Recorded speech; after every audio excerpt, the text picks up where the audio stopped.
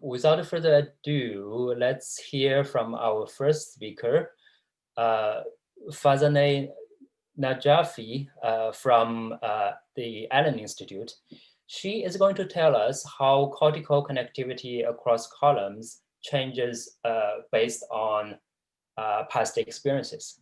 So Farzaneh, the floor is yours. I will stop my share so that you can come on stage.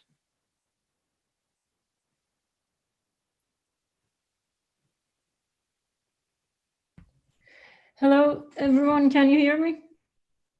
Perfect. Yeah, awesome. Okay, so let me start talking. Thank you, Cheng, for introducing me. As he mentioned, I'm going to talk about a novel cutting-edge microscopy technique, which we have named Multiplane Mesoscope. Then we used it to ask some important questions in neuroscience regarding the representation of expectation violations. First, the scientific question that we are interested in. It's about predictive processing framework. This framework assumes that the brain contains an internal representation of the world.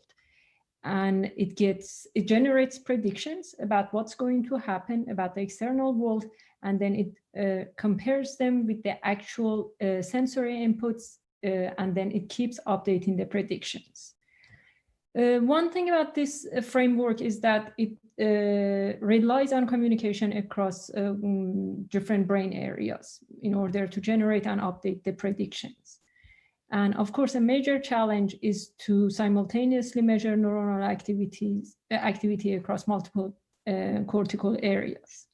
So to address this challenge at the Allen Institute, we have developed multiplane mesoscopes that allow simultaneous imaging from 8 cortical planes. The original mesoscope was developed in the lab of Karl Svoboda in Genelia. At the Allen Institute, my collaborators adopted that scope and doubled the throughput of it by mainly adding 2 major features. One is temporal multiplexing, which is about splitting the laser beam into 2, delaying one of them, sending each of them to an remote focusing unit. So in addition to temporal multiplexing, they added an additional remote focusing unit. And then these 2 beams that are split and delayed from each RFU, they end up being focused onto 2 cortical planes. And then the signal from them is collected and demultiplexed, and that's how we get to image 2 planes simultaneously. Then through galvo mirrors, it's scanned, and so we get 4 sets of these plane pairs. And that's how we get to image 8 cortical planes simultaneously. One of the modes is to do 2 areas and 4 depth, which is the one that I'm going to be talking about, but also the scope can be used in an alternative mode, which is 2 depth and 4 cortical areas. So the data set that I'm going to present involves 2 visual areas, V1, the primary visual cortex, and LM, which is one of the higher visual areas in mouse. 4 cortical depth, roughly corresponding to superficial layer 1, 2, 3, 4, and perhaps superficial 5. And then the data is collected in 3 mouse lines that are tagged for excitatory neurons and 2 inhibitory subpopulations, SST and VIP. These 2 inhibitory subpopulations are especially of interest. Why? Because VIP in particular receives inputs that are related to arousal, animals' locomotion, and also associational inputs from other cortical areas. It mostly synapses onto SST neurons, and as a result, it has a disinhibitory effect. So we were interested to look at the activity of VIP, SST, and excitatory neurons during a visual task which involved violations of the animal's expectation. And what do I mean by that? So the animal is on a disk, and then a series of images are shown to the animal. Each image is 250 milliseconds, followed by 500 millisecond gray. And so the animal keeps seeing these images, but sometimes unexpected to the animal, they're omitted. So this is one of the unexpected events that happen in our task. There is another one which I will talk about later. So the expected events are these images because they come repeatedly, and the unexpected one is the random infrequent omission of the image. So let's look at the activity of each cell type in each visual area and in each of the cortical depths. First, let's focus on V1, excitatory neurons. What you see here, these boxes are when the images occur. This one shown in dashed is the omission. Red, let's focus on the red. Red is a superficial layer 5 or deep layer 4. So let's see what layer 4 or 5 in V1 does. When the image comes, the activity robustly goes up. And then after the omission, we don't see much. Then the activity again goes up for the next image and so on. This is expected from excitatory neurons in layer 4-5. If we look at the more superficial layers, we see a similar response, but very nicely it's graded. So we see a more or less similar pattern also in the LM as a higher order visual area. So in excitatory neurons, we see this robust and graded representation of images according to the cortical depth. When we look at SST, somatostatin inhibitory neurons, we see a similar pattern, a very robust activity driven by the images. And also, interestingly, there seems to be a little bit of inhibition going on here. So in SST also, we see these cell types very much like images, and their activity seems to be a little bit inhibited. We don't quite see that graded representation across cortical layers. In this layer 2-3, we see more of a response, but the rest of them are not that different. So SST and excitatory neurons are more or less similar.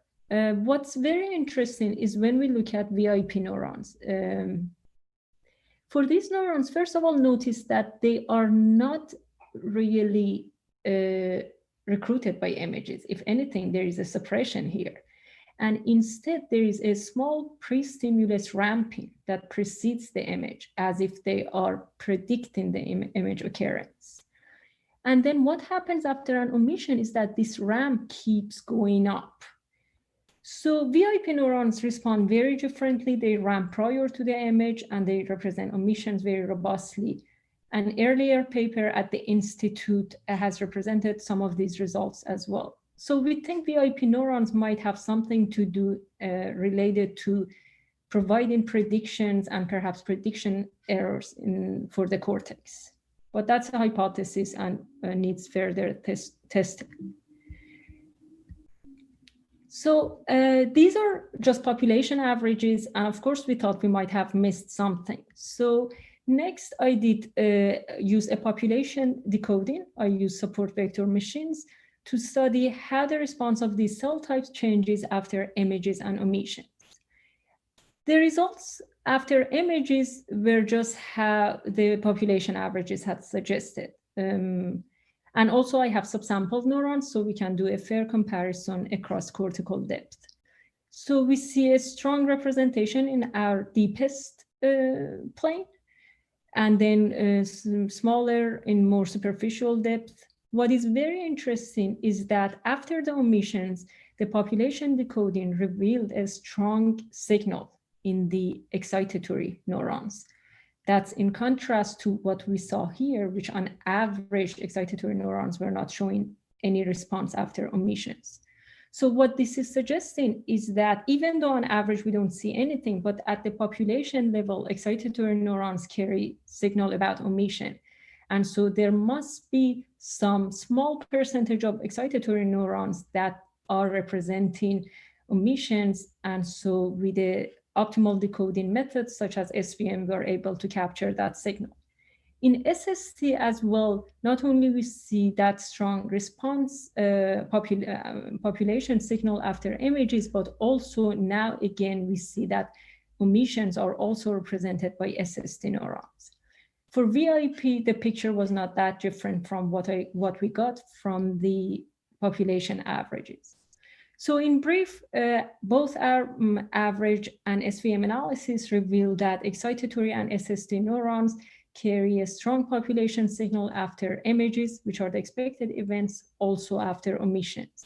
VIP neurons show a small ramping before the images and a very strong representation of the unexpected event.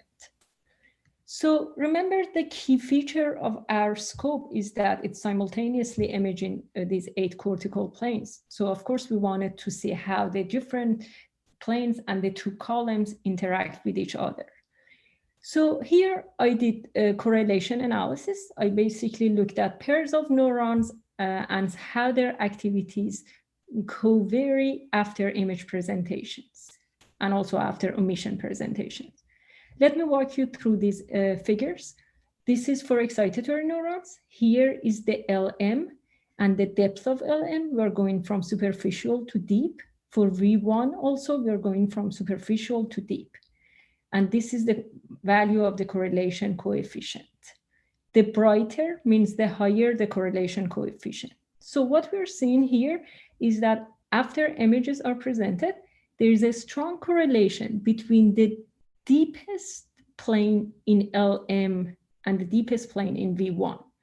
This is interesting and in line with the literature that when there is this thalamic input going to V1 and perhaps LM as well, and that's why we see this correlation increase in the excitatory network after images in these deep layers.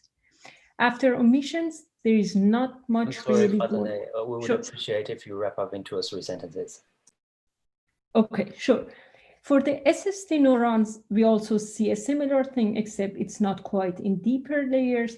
And the main finding is that in the VIP network, we see that after omissions, there is correlation, and it's mostly in superficial neurons. So the gist is that the excitatory neurons and SST neurons become more correlated after images and in deeper layers. However, VIP neurons after unexpected events become correlated and in superficial layers. On Thursday, my intern, Akul, will be presenting a recurrent neural network analysis of the same data set. The main finding there is that when we change this set of images that the mouse was looking at, so basically the statistics of the environment changes, we see that there is a change in the feed-forward and feedback connections. Because remember, with correlations, we cannot get directionality. All we got was that correlations go up between these planes or down. But with recurrent neural net training, now we got to see how V1 to LM and LM to V1 connections are different after familiar images versus after novel images. And very briefly speaking, you can go to his talk, it's on Thursday, but he'll show you that after novel images, we see that the feed-forward connections increase in deeper layers. However, the feedback connections are stronger in superficial layers. The conclusions are that multiplane mesoscopes allows to image at different cortical depth and areas simultaneously. With this instrument, we demonstrated how interaction across cortical columns are different after expected and unexpected events. Unexpected events recruit activity primarily in the VIP network and in superficial layers. Expected events recruit activity in excitatory neurons and SST neurons. RNNs reveal that feed-forward and feedback connections undergo significant changes when the environment statistics changes. The multiplane mesoscope data will be also released by the Allen next year. That will be available to the public. You can download it and use it for your data analysis. Finally, conclusions. My manager, Jerome Lecoq, both on the scientific side, he was a great person to talk to, and also he was a key member of this group, led by Peter and Natalia and Dimitri, who developed the Mesoscope, and a group of RAs, Sam, Sarah, and India, who collected imaging data, and my colleagues at the Institute, Marina, Doug, Sean, and Peter, who were key members of the behavioral pipeline. Also, right. thanks Thank to you, all Farzaneh. and Neuromatch organizers. Sure, yeah. All right. Thank you. I'm clapping on behalf of the audience here. I have put it down in the notes for at least 3 questions, but unfortunately we don't have time for that. So thank you again. If there are any audience questions coming up, Farzaneh, you can still answer the audience questions in the chat window, right? Sure, I will. So, okay. So our